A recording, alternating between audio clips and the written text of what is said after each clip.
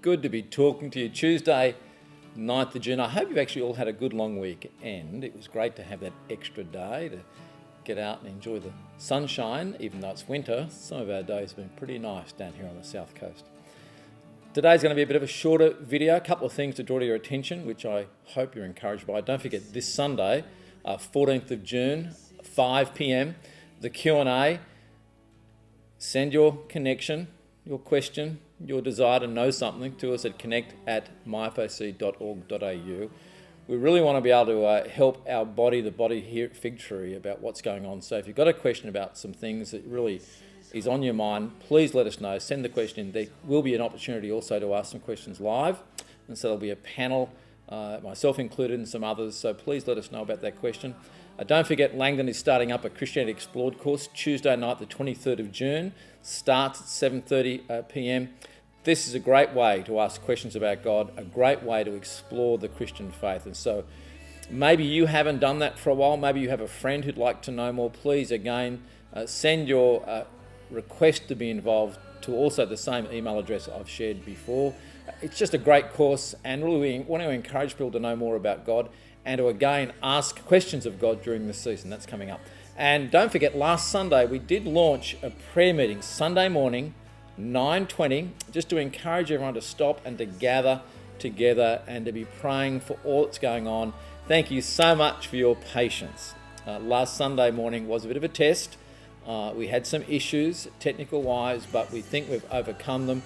To be honest, brothers and sisters, wow, 3 months of doing live streaming, it's the first time we've had an issue. And so I really give credit to God for helping us get through that, and indeed a lot of strength and thanks to people like Greg Bell, Darren Brampton and others who were very patient on the day.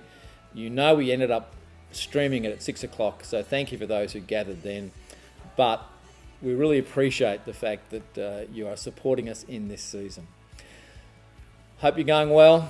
This Saturday there is a life group leadership thing, and so you can connect with Joe about that as well. I hope you're enjoying our services. I hope you're actually still trying to reflect on what God is doing. What are you learning through this season? The reason I keep reflecting on songs is music is incredibly powerful, and it is helping Rhonda and I cope in this season, especially as we stop and rejoice in God's goodness to us.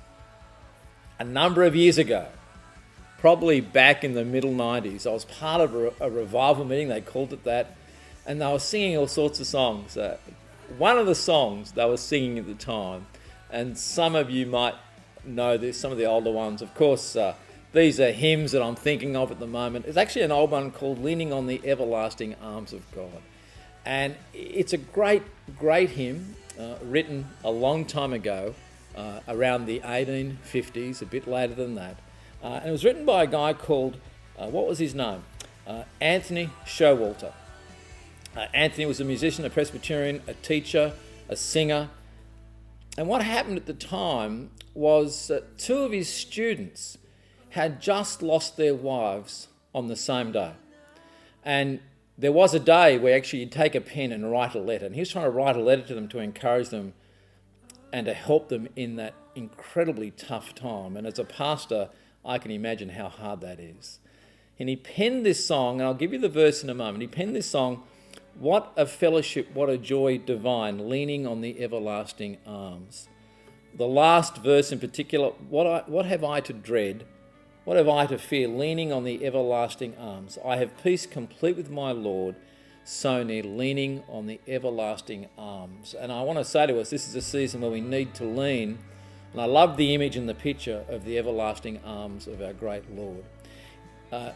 The writer, Anthony, had been reading through Deuteronomy, chapter 33, and there was a line in Deuteronomy, verse 27, that really stuck in his head, and he used that line to his two students as they grieved the loss of their wives, and as a result, this song was birthed. The verse from Deuteronomy 33:27 says this, "The eternal God is your refuge, and underneath are the everlasting arms." And sometimes, why do I refer to these songs and verses? Because there's lots of things happening in our world at the moment, and sometimes there's a word or a verse or a line that can trigger something in our minds, and I want to trigger us going to our great God. to trigger us going to our Lord, to trigger us going to the everlasting arms of God, who knows this season, who is walking with us in this season, and indeed is lifting us up in this season to keep growing and moving forward. So may it be with that hymn and that verse and this season, may it be that you're encouraged and you continue to persevere and grow as we all wait for the day when we gather together. Take care and God bless.